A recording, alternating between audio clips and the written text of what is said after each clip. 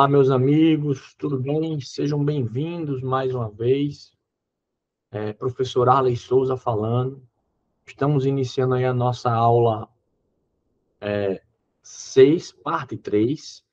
Vamos continuar nosso tema sobre as pessoas jurídicas e tentaremos finalizar nesse vídeo, tá bom? Então, sem maiores atrasos, continuando o nosso projeto, vamos abrir aqui o nosso slide.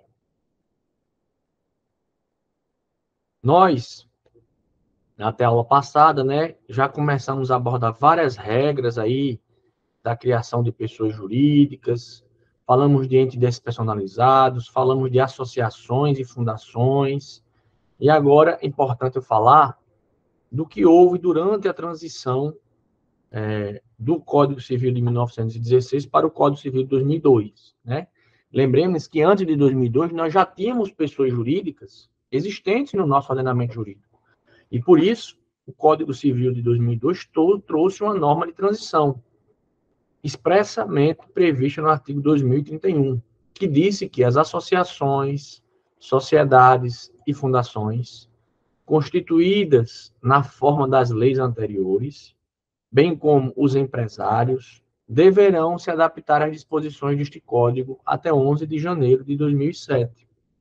Então, o Código Civil de 2002 deu um intervalo de até 5 anos, aproximadamente, para que as associações, sociedades, fundações públicas e privadas, ou seja, as pessoas jurídicas se adaptassem às normas do novo Código Civil. Bom, quem não fez isso até essa data, ou seja, quem não obedeceu esse dispositivo do artigo 2031, passou a ser considerado como uma sociedade irregular. Joia? Beleza, professor, tranquilo. Representação da pessoa jurídica. As pessoas jurídicas são representadas pelos seus administradores, ok? Eles exercem os poderes definidos no próprio contrato social, caso seja uma sociedade, ou no próprio estatuto. Então, eles são representados pelos administradores. Beleza, professor. Responsabilidade da pessoa jurídica, né? Para definir a responsabilidade da pessoa jurídica, existem 3 teorias, certo? 2 teorias principais, né? E uma delas se divide em outras 2. Então, vamos lá. A primeira teoria da responsabilidade da pessoa jurídica, ela é conhecida como teoria dos atos ultra vires. Por esta teoria, as pessoas jurídicas não responderiam pelos atos dos seus administradores, que extrapolassem os poderes definidos em estatuto ou contrato. Chama-se Doctrine Ultra Vires Societatis, ou seja, a pessoa jurídica só responde pelos atos dos administradores que estejam dentro dos poderes delegados a eles.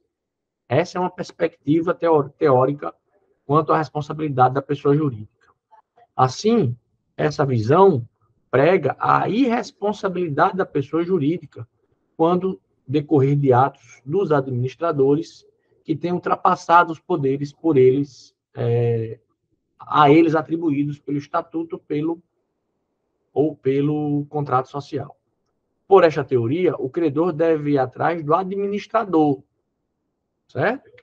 Caso essa teoria vigorasse no Brasil, o ato do administrador que foi além dos poderes da empresa dado a ele não promoveria a responsabilização possível perante a pessoa jurídica, cabendo a um credor, né, que teve o seu direito desrespeitado pelo ato do administrador, procurar e processar o administrador. Essa teoria, meus amigos, não é a teoria que é admitida no direito brasileiro, certo? Essa teoria não é admitida no direito brasileiro. A teoria que prevalece no direito brasileiro chama-se teoria da aparência, certo? Essa teoria, ela afastou a ideia da teoria ultra vires, se o credor estiver de boa fé. Ou seja, quem vai responder vai ser a pessoa jurídica, vai ser a empresa. Tranquilo? Então, se algum gestor da empresa age de forma ilegal e gera dano a outrem, mesmo que tenha agido além dos poderes atribuídos à pessoa jurídica pela pessoa jurídica a ele, ainda assim a pessoa jurídica será responsabilizada.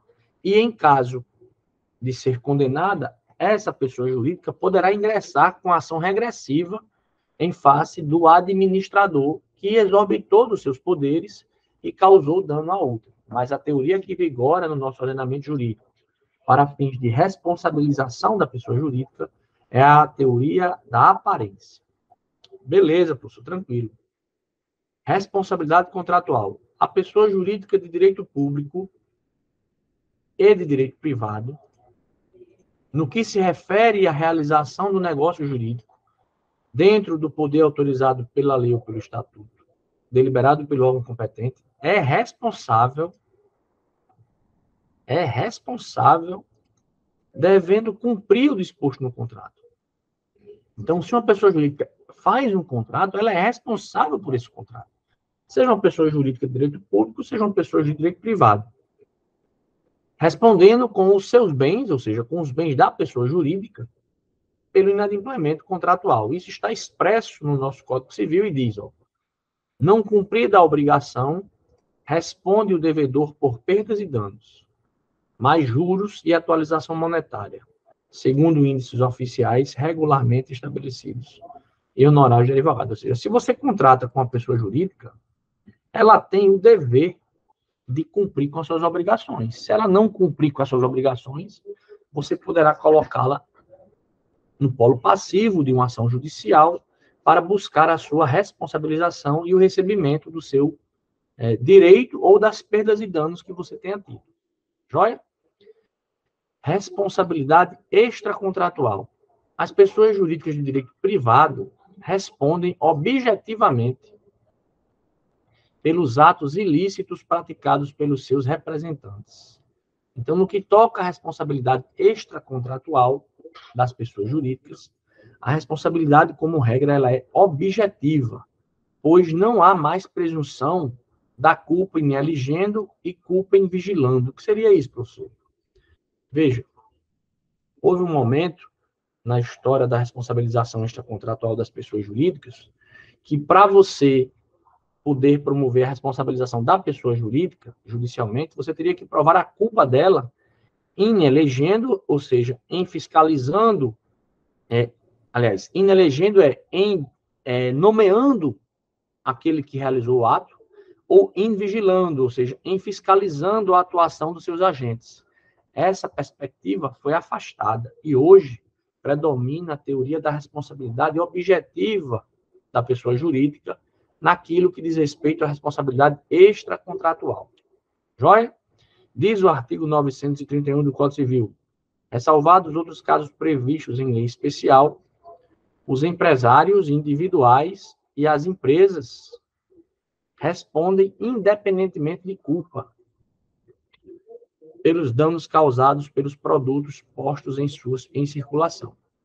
São também responsáveis pela reparação civil, artigo 932, o empregador ou comitente por seus empregados, serviçais e prepostos, no exercício do trabalho que eles competiam em razão dele. Então, uma pessoa jurídica, se algum dos funcionários da pessoa jurídica gera um dano a outrem, a responsabilidade extracontratual por esse dano será considerada responsabilidade objetiva. Beleza, professor, beleza. Há um tema importante sobre pessoas jurídicas, que é a ideia de desconsideração da personalidade jurídica, certo? Nós debatemos já um pouco disso no processo civil, nas aulas de processo civil, mas nós também temos disposições do Código Civil que tratam da desconsideração da personalidade jurídica. Então, cabe aqui retomarmos o assunto, porque está diretamente associado com o tema pessoa jurídica que pode cair no seu concurso. Beleza? Veja, num primeiro momento, é importante que a gente saiba que há uma separação entre os sócios de uma empresa ou de uma pessoa jurídica, ou os fundadores de uma pessoa jurídica, e a própria pessoa jurídica, certo? Chama-se princípio da separação. A pessoa jurídica não se confunde com a pessoa dos sócios, beleza? Esse princípio continua em vigor, certo? Esse princípio continua em vigor, só que agora ele tem algumas mitigações, certo? ele continua em vigor. A pessoa jurídica não se confunde com a pessoa dos seus sócios. O patrimônio da pessoa jurídica não se confunde com o patrimônio dos sócios daquela pessoa jurídica. Esse princípio da separação entre os sócios da pessoa jurídica e a pessoa jurídica continua em vigor, apesar do Código Civil de 2016 ter sido, aliás, de 1916 ter sido revogado. Beleza, tranquilo, professor. Ou seja, os sócios da pessoa jurídica possuem personalidade jurídica distinta da personalidade da própria pessoa jurídica, porque os sócios são pessoas naturais, né? Os sócios da pessoa jurídica são pessoas naturais. A pessoa jurídica é uma pessoa própria, né? Com personalidade jurídica própria, diferente da personalidade jurídica dos sócios. Beleza, professor, beleza. E aí, apesar dessa separação, é possível desconsiderar-se a personalidade jurídica para ir atrás do patrimônio dos sócios em algumas causas, em algumas situações. A isso nós chamamos de desconsideração da personalidade jurídica, certo? Desconsideração da personalidade jurídica. Isso acontece quando, por exemplo, os sócios, só para dar um exemplo, né, por meio de manifestações fraudulentas, tentam usar a pessoa jurídica para proteger o seu patrimônio de ilegalidades cometidas pela pessoa jurídica, favoravelmente aos sócios. Para evitar esse tipo de expediente, a legislação permite a desconsideração da pessoa jurídica. Só é? Então, analisando aqui o nosso texto educacional, o nosso texto doutrinário sobre o tema, nós dizemos o seguinte, ó, a desconsideração da pessoa jurídica é o ato pelo qual os sócios ou administradores da pessoa jurídica são chamados a responder pelas obrigações assumidas pela empresa. A desconsideração é uma simples medida processual que amplia o polo passivo. A teoria da disregard of legal entity, ou seja, é o nome em inglês da teoria da desconsideração da pessoa jurídica, também chamada teoria da penetração. O que é que isso quer dizer? O patrimônio dos sócios, em regra, fica imune às dívidas da pessoa jurídica. Isso decorre do princípio da separação. Esta é a regra no ordenamento civil. Porém, quando os sócios abusam dessa proteção, ou seja, quando os sócios abusam do direito, né, abusam dessa proteção, valendo-se da prerrogativa de seu patrimônio ser isento, com o objetivo de fraudar terceiros, de prejudicar credores, de estabelecer confusão patrimonial, aí verifica-se o abuso de direito. E o abuso de direito é ato ilícito. E, nestes casos, pode-se solicitar ao juiz que desconsidere a personalidade jurídica para penetrar no patrimônio pessoal dos sócios. Trata-se de medida excepcional e que precisa, portanto, ser comprovada, né? Ter indícios de que os sócios estão utilizando da pessoa jurídica para mirando fraudar a sua relação com terceiros, mirando prejudicar credores, fazendo confusão patrimonial, ou seja, a pessoa jurídica começa a adquirir patrimônios com o dinheiro e os recursos dela, mas esse patrimônio começa a ser designado em nome dos sócios. Então, quando você for executar uma pessoa jurídica que está lhe devendo, quando você for buscar o patrimônio dela, não vai ter nada para ela lhe pagar. Mas os sócios estão aqui recebendo o dinheiro que vem da pessoa jurídica para adquirir patrimônio próprio.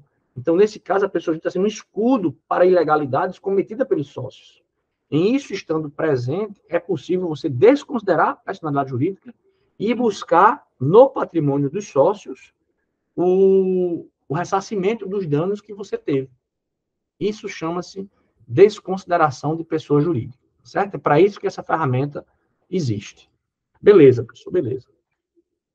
Há duas teorias, né, que estudaram e sistematizaram a ideia da desconsideração da personalidade jurídica. A primeira teoria chama-se teoria maior da desconsideração da personalidade jurídica, que diz o seguinte: não basta a inexistência ou a insuficiência do patrimônio da pessoa jurídica, sendo necessário demonstrar o motivo previsto em lei, ou seja, a ilegalidade, o abuso de direito, a intenção de prejudicar credores. Essa nós chamamos de teoria maior. Então, para você ingressar no patrimônio dos sócios, ou seja, para você desconsiderar a personalidade jurídica, é preciso que haja uma demonstração dos motivos que a lei autoriza para que isso seja feito, já que essa situação é a situação, já que a desconsideração da personalidade jurídica é uma situação excepcional. Beleza, professor, beleza. E há dois motivos. Há dois tipos de teoria maior, desculpe. Há dois tipos de teoria maior de desconsideração da personalidade jurídica. Nós temos a teoria maior subjetiva e nós temos a teoria maior objetiva. Estou até escrevendo com outras coisas para que vocês fiquem atentos aí na hora que forem estudar. A teoria maior subjetiva é aquela em que o motivo repousa na conduta dos sócios ou dos administradores. Está calcada na ideia de ato culposo do sócio. Teoria que foi sistematizada pelo senhor Rubens Requião, doutrinador civilista. A teoria maior objetiva é aquela em que, para que ocorra a desconsideração, basta o desvio de função ou a confusão patrimonial entre o controlador, administrador e o controlado. Chama-se, em inglês, a expressão vem de coming of funds. Certo? A expressão inglesa que define essa teoria maior objetiva da desconsideração da personalidade jurídica chama-se coming of funds. Quer dizer, proibição do comportamento contraditório. Certo? Proibição do comportamento contraditório. Que, em latim, tem a expressão venire contra faultum proprium non potest. Beleza. Essa teoria, essa proibição do comportamento contraditório, ela é resguardada no nosso direito civil. Certo? Você não pode se beneficiar de fatos contraditórios. Você não pode ter comportamentos contraditórios. Certo? Nas suas relações com terceiros. Você tem que ter um comportamento probo, honesto, reto. Certo? O Código Civil, artigo 50, deixa claro a adesão a essa tese. Diz o seguinte: em caso de abuso da personalidade jurídica, caracterizado por desvio de finalidade da pessoa jurídica, ou pela confusão patrimonial entre o patrimônio dos sócios e o patrimônio da pessoa jurídica, pode o juiz decidir, a requerimento da parte ou do Ministério Público, quando lhe couber intervir no processo, que os efeitos de certas e determinadas relações de obrigações sejam estendidos aos bens particulares dos administradores ou dos sócios da pessoa jurídica. Então, se você quer criar uma pessoa jurídica para utilizá-la com desvio de finalidade ou para proteger o seu patrimônio por meio do escudo da pessoa jurídica, convertendo todas as receitas que a pessoa jurídica tem em benefício próprio, todo o patrimônio que a pessoa jurídica tem em seu benefício próprio, ou dos seus administradores, você, que é sócio assim, poderá ser processado também, porque a lei não vai resguardar o abuso de direito. Então, se a pessoa que teve dano de uma conduta, né, realizada pela pessoa jurídica, não conseguir encontrar patrimônio em nome da pessoa jurídica, e ela provar que a pessoa jurídica estava sendo utilizada com desvio de finalidade, ou que está havendo confusão patrimonial entre o patrimônio dos sócios e o patrimônio da pessoa jurídica, ela vai poder solicitar ao juiz que afaste a personalidade jurídica e ingresse diretamente, penetre no patrimônio dos sócios, para que aí sim o lesado tenha condições de ser ressarcido dos danos que sofreu. Beleza, meus amigos? Ou seja, o Código Civil brasileiro seguiu a teoria maior objetiva da personalidade jurídica. Certo? Na prática, ambas as teorias têm sido aplicadas no direito civil pelos tribunais. Ambas têm sido aplicadas no direito civil pelos tribunais. Mas o Código Civil expressamente aderiu à teoria maior objetiva da personalidade jurídica. Show de bola. Haverá abuso de personalidade quando houver desvio de finalidade ou confusão patrimonial. Essas são as causas que caracterizariam, diríamos assim, o abuso de personalidade. E, portanto, causas ensejadoras do deferimento pelo juiz da desconsideração da personalidade jurídica.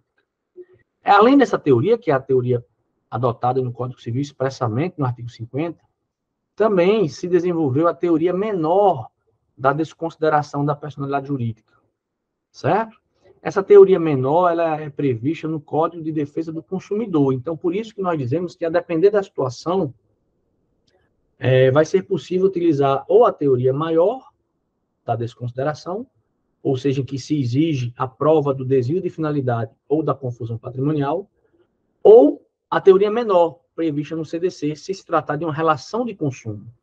Pois o artigo 28 do CDC diz o seguinte, mirando proteger o consumidor, o juiz poderá desconsiderar a personalidade jurídica da sociedade quando, em detrimento do consumidor, houver abuso de direito, excesso de poder,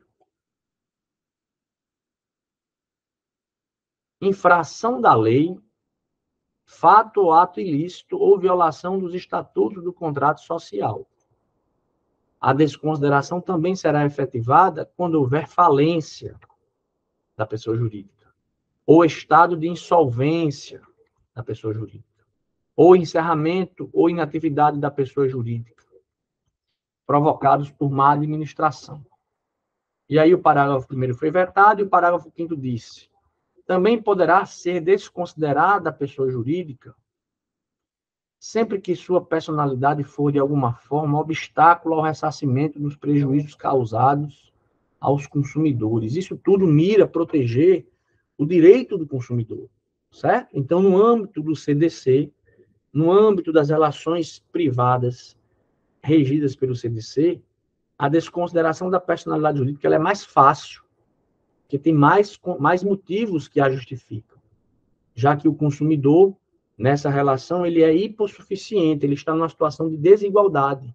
Então, para igualar essa situação, o Código Civil e o Código de Defesa do Consumidor, nesse caso, o Código de Defesa do Consumidor, prevê a adesão à teoria menor da responsabilidade, aliás, da desconsideração da personalidade jurídica. Tudo bem? Então, compreendam bem, professor, essa matéria está um pouco confusa, professor. Dê um resumo aí para mim, professor. Então, resumo básico, né?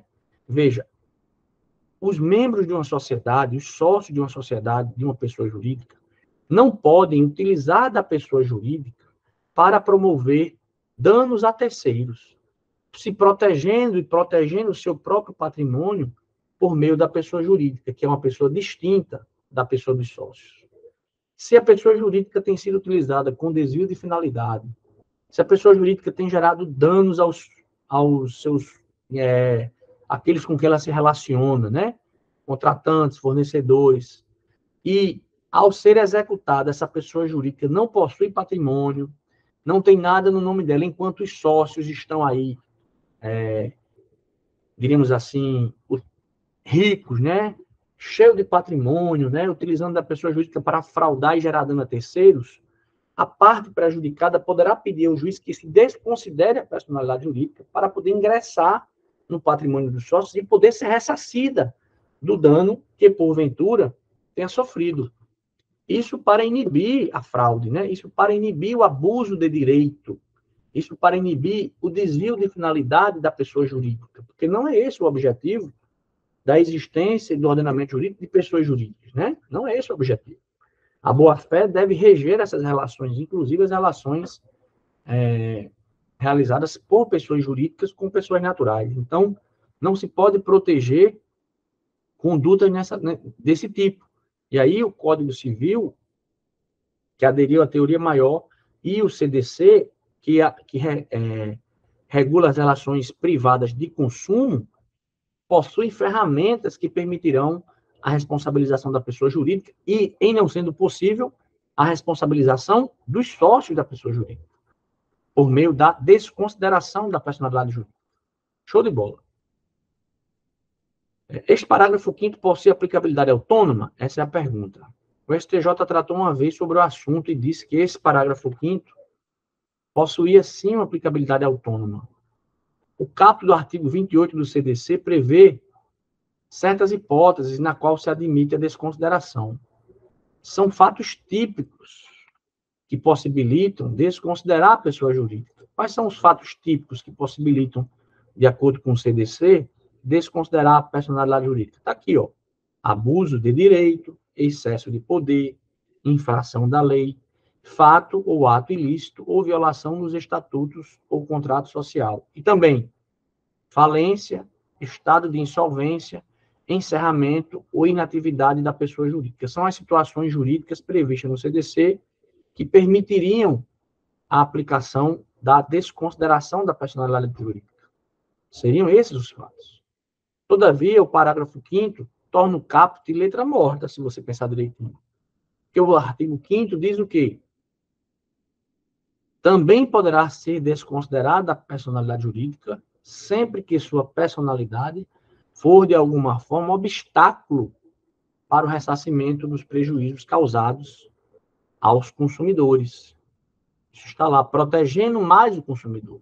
Em virtude dessa aparente contradição entre o caput do artigo 28 e o parágrafo 5º do artigo 28, certo?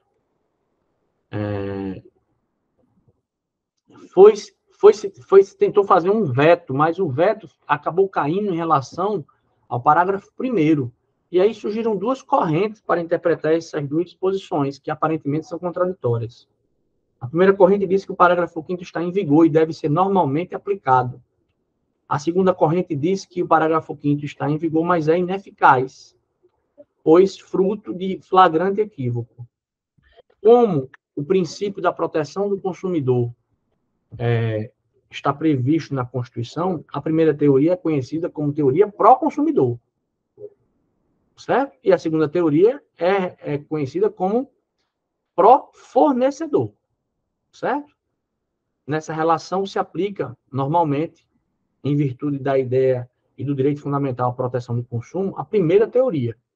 Ou seja, sempre que a personalidade jurídica for utilizada de alguma forma para impedir, para obstaculizar o ressarcimento do dano causado por esta ou por seus agentes aos consumidores, ela poderá ser afastada pelo juízo em busca de garantir o direito ao ressarcimento, dos consumidores. Beleza? Então, são essas várias teorias. Esse assunto é um pouco denso, certo? Peço a vocês que assistam mais de uma vez essa aula, caso não tenha ficado claro, e que refaçam as questões, certo? Releiam o nosso texto. Esse texto é um resumo, né? Se tiver tempo de ler um livro sobre o assunto, seria muito enriquecedor, mas eu sei que o estudante de concurso não está muito com tempo para isso. Então, foquem nisso e peguem a ideia. A personalidade jurídica, a pessoa jurídica, ela é diferente dos seus sócios. O patrimônio da pessoa jurídica é um e o patrimônio dos sócios é outro. A pessoa jurídica nasce, normalmente, da união de pessoas naturais que querem criar uma pessoa própria para uma finalidade específica.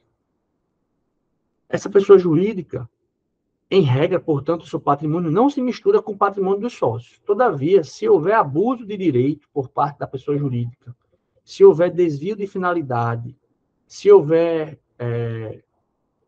a possibilidade de essa pessoa jurídica estar sendo utilizada de modo fraudulento, né? Se houver confusão patrimonial, essa personalidade jurídica aqui, que protege os sócios, que protege o patrimônio dos sócios, poderá ser desconsiderada em juízo, para que o lesado possa ir cobrar dos sócios, nessas situações que eu externei, o ressarcimento aos seus danos. Beleza, doutores? Tranquilo?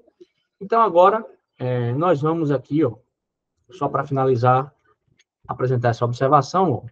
No CDC, que é o Código de Defesa do Consumidor, o juiz pode desconsiderar a personalidade jurídica de ofício. Certo?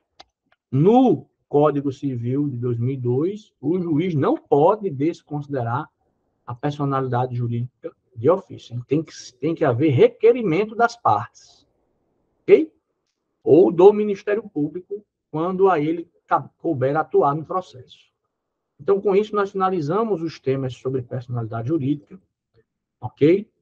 E vamos, a partir de agora, começar a discutir algumas questões aí, vamos fazer umas 5 questõezinhas sobre todo esse assunto, para vocês perceberem como é que eles caem nas provas, né? Porque nós estamos estudando aqui para o concurso, e, professor, o que me importa, professor, é saber como é que isso cai no concurso, professor, porque eu não vou me tornar um civilista, professor.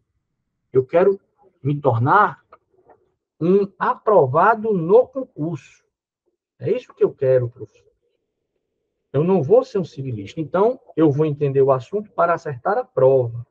Então, em virtude disso, pensando em vocês, nós escolhemos aqui 5 questões e vamos debater agora. Vai dar para debater essas questões diretamente, né, nesta aula. Nós já estamos com 30 minutos, mas eu acho que com 10 minutinhos a gente consegue resolver essas questões para finalizarmos a aula 5. Então, vamos compartilhar novamente a nossa tela com vocês e debater com vocês essas questões, tá certo? Vamos ver como é que ela cai, como é que essas questões de personalidade jurídica caem e demais assuntos já tratados anteriormente. Beleza? Vamos lá, meus amigos. Questão da FGV de 2018, certo? Para o cargo de técnico judiciário de Alagoas, Tribunal de Alagoas. Um cargo semelhante ao que vocês vão fazer aqui no concurso do TJ do Rio Grande do Norte. Diz a questão seguinte: a Associação Amigos da Ponte Verde, constituídas por moradores do bairro, decide, em assembleia regular, explorar cantina em sua sede, com o propósito de melhorar seu caixa com o lucro da atividade. Beleza. Essa deliberação aí, ela pode ser considerada o quê? Veja, a associação ela não pode ter fins lucrativos, certo? É uma das características da associação. A associação é uma união de pessoas naturais que tem fins específicos de lazer, educação, fornecimento de serviços de saúde, assistência social, questões culturais. As associações têm essas finalidades. Elas não podem ter finalidades lucrativas. Quem pode ser instituída como pessoa jurídica, mirando finalidades lucrativas, são as sociedades empresárias. Beleza, isso é o que nós já estudamos aí na aula 6.2, né? Na aula 6, parte 2. Beleza, professor. Mas a associação, professor, ela pode ter caixa, ter alguma atividade econômica que estimule o seu caixa, para ela poder se manter, ou seja, esse lucro obtido por exemplo, uma prestação de serviço na associação. Não é que ela tenha uma finalidade lucrativa, mas esse lucro obtido vai servir para reverter para o caixa da associação e, com esse lucro, a associação poder se manter, promovendo suas atividades, por exemplo, de proteção do meio ambiente. Isso pode ser uma finalidade de uma associação, ou desenvolvimento de projetos culturais, pode ser uma finalidade de uma associação. Desenvolvimento de projetos educacionais e desportistas pode ser uma finalidade de uma associação. Tudo isso pode ser. Mas ela pode explorar atividades que dão lucro para converter esse lucro em receita para ela manter as suas atividades? Sim. A associação pode fazer isso. Porque isso não é a finalidade da associação. Ou seja, obter o lucro não é a finalidade da associação. Explorar uma cantina não é uma finalidade da associação. Isso é um meio que a associação está utilizando para obter receita e, com essa receita, engordar o seu caixa para converter os valores do seu caixa em atividades destinadas à finalidade própria da associação. Então, quando você vai examinar as alternativas dessa questão, você fala assim: essa deliberação é considerada nula, ineficaz, ilícita, legal? Opa, ela é legal, pois o lucro deverá ser partilhado entre os associados. Não. Quem partilha lucros são sociedades, né? O lucro tem que ser destinado à própria associação. Portanto, a alternativa correta para essa questão aqui, meus amigos, é a letra A. Porque associações, elas não repartem lucros, certo? Quem reparte lucros são empresas, são pessoas jurídicas, são sociedades. Associações não podem ter fins lucrativos. Fundações não podem ter fins lucrativos. Sociedades podem ter fins lucrativos. Certo? Tranquilo? Então, acaba que a alternativa para essa nossa questão aí é 1. Ou seja, pode explorar uma atividade comercial que gere lucro, desde que esse lucro seja convertido e destinado à própria associação e depois revertido nas finalidades da associação. Isso é permitido pelo ordenamento jurídico civil. Tranquilo, doutores? Então, é assim que cai, viu? Olha como é que caiu a questão da associação. Né? Você tem que ter essa perspectiva, a diferença entre associação, sociedade e fundações. É isso que você precisa saber. Quais têm fins lucrativos? Quais podem ter fins lucrativos? Quais não podem? Quais são as finalidades precípuas da associação? Pode ser atividades culturais, esportivas, proteção do meio ambiente, enfim, pode ser as mais diversas atividades, desde que não sejam atividades que mirem o lucro. Que só quem pode, como pessoa jurídica, mirar o lucro são as sociedades. Belezinha? Belezinha. Então, agora vamos para a questão 2. Questãozinha até fácil essa, né? Questão 2 também, ó. Técnico Judiciário de Alagoas, certo? Banco FGV 2018.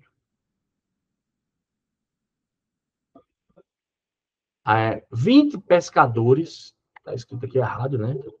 20 pescadores, diz a questão seguinte: 20 pescadores de São Miguel dos Milagres decidem adquirir um pequeno imóvel para beneficiar sua pesca. 20 pescadores. De modo que o imóvel fosse destinado apenas para esse fim. Veja, um patrimônio destinado a um fim, né? O que é que significa o patrimônio destinado a um fim? Qual é o tipo de pessoa jurídica em que se destina um patrimônio a uma determinada finalidade? A pessoa jurídica que se destina um patrimônio a uma determinada finalidade só pode ser um tipo, uma fundação, certo? Fundação é uma coletividade de bens, uma coletividade de patrimônio, uma universalidade de patrimônio destinada a um fim específico, que não pode ser um fim que mire lucros. Não pode ser. Beleza. Então, vamos continuar a análise da questão. De modo que esse imóvel fosse destinado apenas para esse fim. Resolvem constituir, portanto, uma fundação. Estão fazendo certo. O que fazem mediante escritura pública. Estão fazendo certo. A fundação pode ser instituída mediante escritura pública. E destacando o bem adquirido para o patrimônio da nova entidade. Beleza, até agora tudo tranquilo. Consignaram no ato ainda que, na hipótese de extinção da fundação, o imóvel deveria ser incorporado ao município. Tranquilo, tranquilo. Contudo, após a lavratura do ato subscrito por todos os pescadores, 2 pescadores resolvem não mais participar do projeto e solicitam a sua parte do bem. Será que esses pescadores, que já tinham assinado o ato, terão direito a obter esses bens? Ora, depois que eles constituíram as fundações, os pescadores, os bens foram incorporados a uma nova pessoa jurídica, ou seja, ela, a fundação.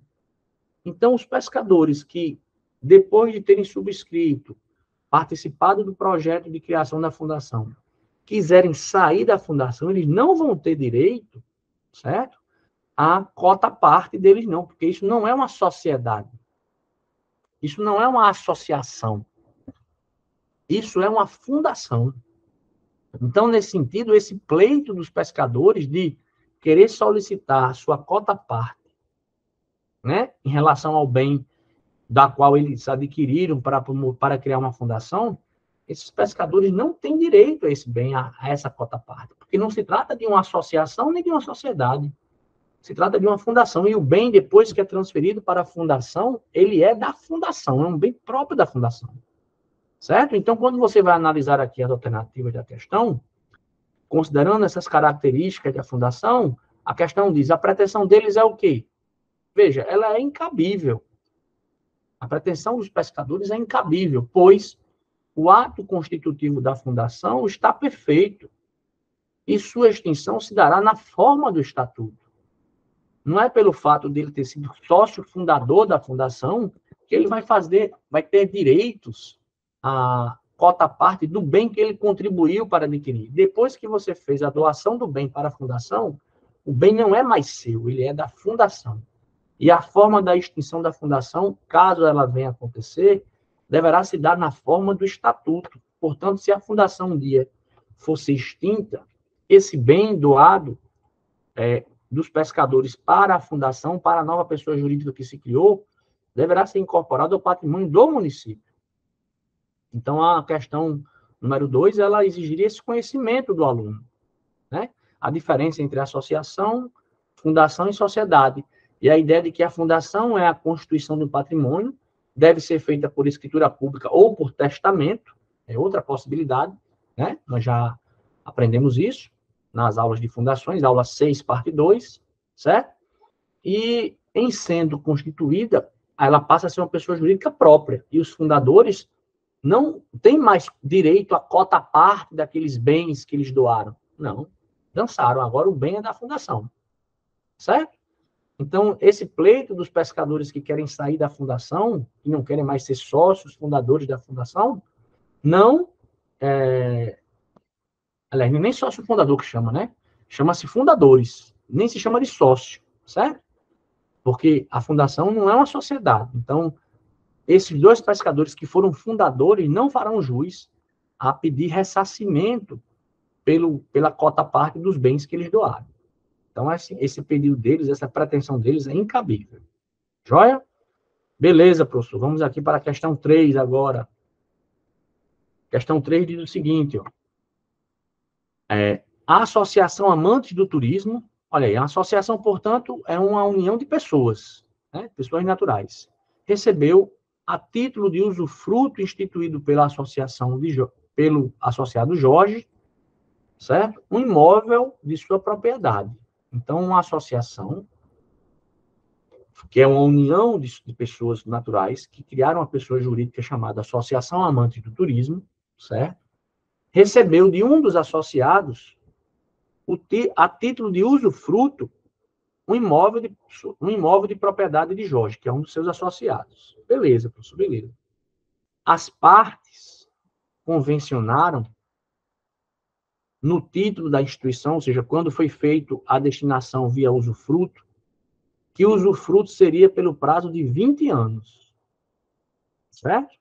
Então, a associação poderia fazer uso daquele imóvel, usufruir daquele imóvel pelo prazo de 20 anos. Beleza. Só que, decorridos 10 anos da instituição da associação, os associados, sem a participação daquele que tinha sido o doador, não, né? O que cedeu em usufruto o imóvel, que tinha morrido há 2 anos, deliberaram em assembleia ceder gratuitamente o usufruto do imóvel à Associação dos Agentes de Viagem, em reconhecimento aos serviços recebidos pela Associação dos Amantes de Turismo. Então, eles tinham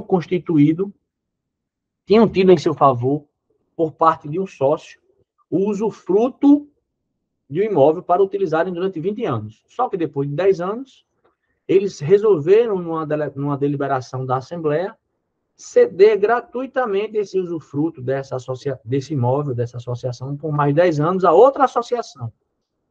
Isso pode, professor, ou não pode? Né? E eles fizeram o seguinte, ó, a cessão foi feita sem prazo determinado. A cessão foi feita sem prazo determinado. Será que isso está correto? E veja que Jorge não deliberou e Jorge já tinha falecido. Então, ou seja, aquele que tinha concedido em usufruto seu bem, seu imóvel, já tinha falecido, não participou daquela deliberação. Então, a pergunta é, essa cessão foi feita sem prazo determinado. Ela está correta? Ela pode acontecer? Beleza, professor, beleza, vamos lá.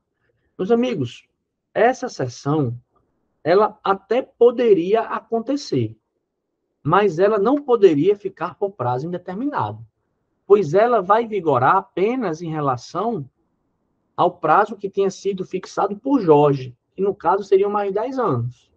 Então, uma associação, depois que recebe um bem usufruto, ela pode usufruir como bem entender desse bem, certo? Inclusive, ceder esse usufruto para outra associação. Poder pode. Só que ela tem que respeitar o prazo dado pela primeira cessão do bem, oferecida por Jorge. Porque o bem ainda é de propriedade de Jorge. Ou, no caso de Jorge ter falecido, o bem faz parte do espólio de Jorge. Os herdeiros de Jorge poderão, depois de passados 20 anos, pleitear a devolução do bem que tenha sido concedido em usufruto. Certo?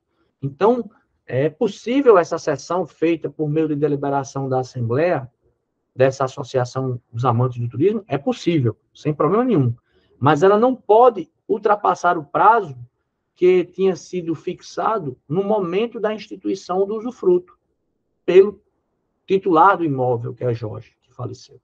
Então, a alternativa correta aqui, que cabe para nós analisarmos, essa cessão ela é válida, mas ela não vai poder perdurar para sempre, pois apesar de esse ato essa deliberação ter sido feita de concessão do usufruto para outra associação, como a propriedade do imóvel continua sendo de Jorge, ele apenas concedeu o direito real de usufruto, o prazo a ser utilizado desse usufruto será o prazo que foi fixado por Jorge, que é o titular da propriedade, que como faleceu, portanto, tal imóvel vai regressar ao espólio para ser talvez repartido pelos possíveis herdeiros de Jorge. Então, a alternativa correta para essa questão aqui é a letra C, certo? Isso pode acontecer? Pode. Mas nesses moldes que nós acabamos de explicar para vocês, tá bom? E aí nós temos a questão 4 também, da banca FGV, cargo de analista legislativo. Vamos tentar acabar esse vídeo aí, certo? Já está com 50 minutos, mas só faltam 2 questões, vamos acabar esse vídeo, tá bom? Peço que nos acompanhe aí. Diz o seguinte, essa questão aqui da FGV. Por meio de escritura pública, Juscelino instituiu uma Fundação Pro Meio Ambiente, FPMA. Tá certo, né? Essa forma de instituição pode ser por escritura pública ou por testamento.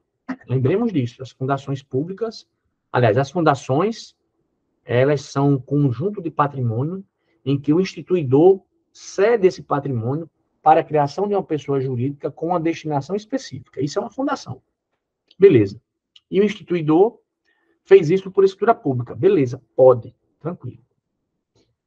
Então, Juscelino, destinou para a pessoa jurídica, ou seja, a fundação, determinado número de bens, correto?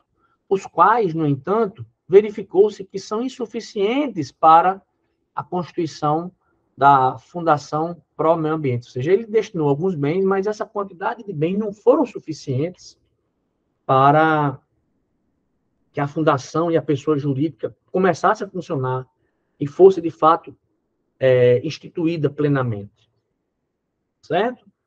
Tendo em vista que nada se dispôs no Estatuto acerca dessa hipótese, sobre o destino dos bens da fundação, é correto afirmar o quê? Nós vimos, meus amigos, nas aulas 6.2, quando estávamos falando das fundações, que quando uma fundação é instituída e esses bens são insuficientes quando os bens são destinados a uma fundação, essa fundação, por algum motivo, se extingue ou não se consegue mantê-la, ou por algum motivo ela vai ser encerrada, os bens dessa fundação deverão ser incorporados a outra fundação que tenha uma finalidade semelhante. Nós vimos isso na aula teórica, aula 6, parte 2. Então, quando nós vamos analisar essas alternativas aqui, se não houver no ambiente,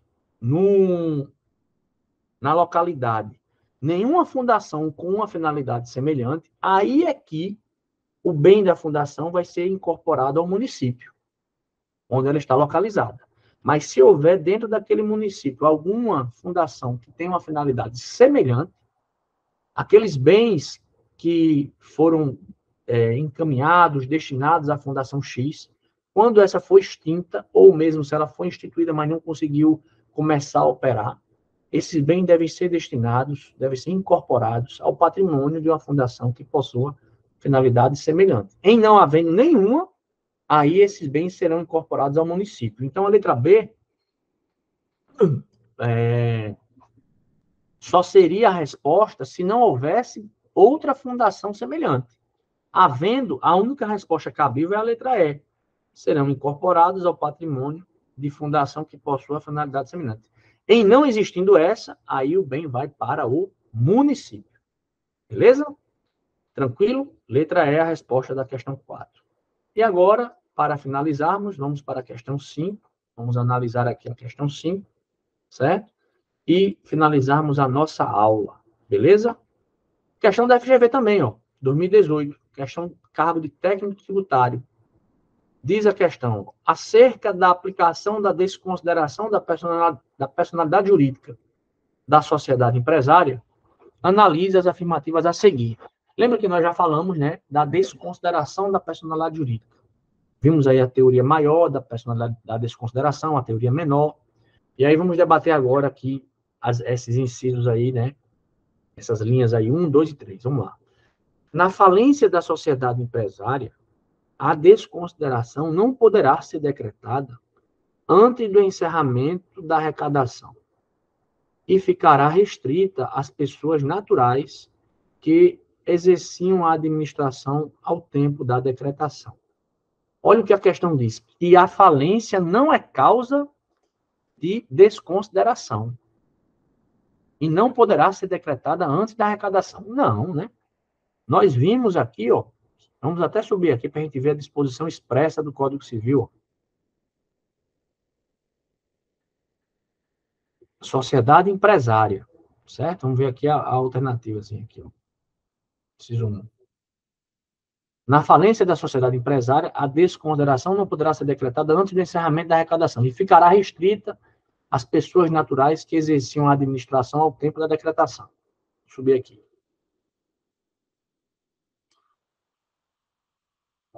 A desconsideração também poderá ocorrer quando houver falência. Lembram? Temos tratado disso aqui.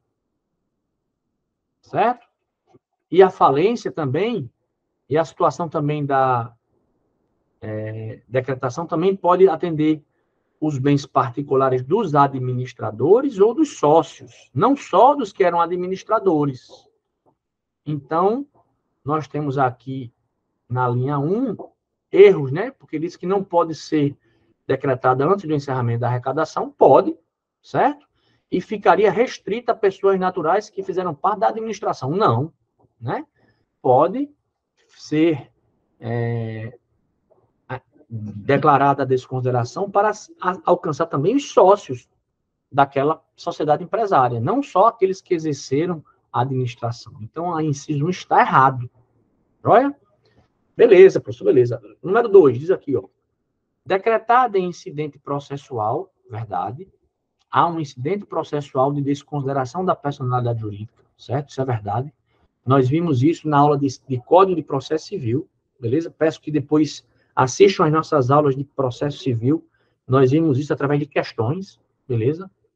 Então, decretada em incidente processual de desconsideração de personalidade jurídica, deverá ser dissolvida compulsoriamente a sociedade, investindo os sócios, o liquidante na representação da pessoa jurídica. Então, decretada em incidente processual a desconsideração da personalidade jurídica, deverá ser dissolvida compulsoriamente a sociedade, investindo os sócios, o liquidante, na representação da pessoa jurídica. Na verdade, quando há desconsideração da personalidade jurídica, isso não quer dizer que a pessoa jurídica vai ser compulsoriamente dissolvida. Não. Apenas quando há desconsideração da personalidade jurídica, o juiz deixa de considerar a pessoa jurídica como um limitador para alcançar os bens dos sócios e dos administradores. Então, mas a pessoa continua existindo, não há uma dissolução compulsória quando você desconsidera a personalidade jurídica. A pessoa continua existindo, apenas você não vai mais utilizá-la como barreira jurídica, né? Proteção jurídica do patrimônio dos sócios e dos administradores. Então, quando ele fala que deverá ser dissolvida compulsoriamente a sociedade, isso está errado, certo? Não é correto afirmar isso, porque a pessoa jurídica continua existindo. A dissolução compulsória de uma sociedade pode existir, mas não é diretamente associado à ideia de desconsideração da personalidade jurídica. Tá joia? Então, essa partezinha aqui que diz deverá ser dissolvida compulsoriamente está errado. Joia? E aqui a questão 3 diz o seguinte: em caso de desvio de finalidade, opa, a gente leu isso hoje, né? O juiz poderá decretar a desconsideração da personalidade jurídica. Nós lemos isso hoje. Para estender os efeitos das obrigações assumidas pela sociedade aos sócios. Perfeito. Isso aqui está perfeito. Então, só tem a 3 correta. Letra D de dado. Tá joia, meus amigos? Então, com isso, meus amigos, nós encerramos. Ainda tinha a letra E aqui, eu nem analisei, né? Mas pelo menos está aqui, ó. 1 e 2 apenas não, né? A 3 aqui está correta. Certo? Então, vamos encerrar aqui nosso compartilhamento. Com isso, nós acabamos a aula 6, parte 3, certo? Ficou um pouco longo o vídeo, mas o que vale é a profundidade do assunto para vocês saírem daqui sabendo. Joia? Então, mantenham os estudos, confiem em si mesmos, revejam esses vídeos, releiam a nossa apostila e refaçam esses exercícios. E com isso, vocês vão estar seguros e estarão aptos a fazer a prova do concurso para o qual estão estudando tanto e que certamente vão conseguir alcançar sucesso. Beleza? Um abraço aí do professor Arlen, sucesso, bons estudos.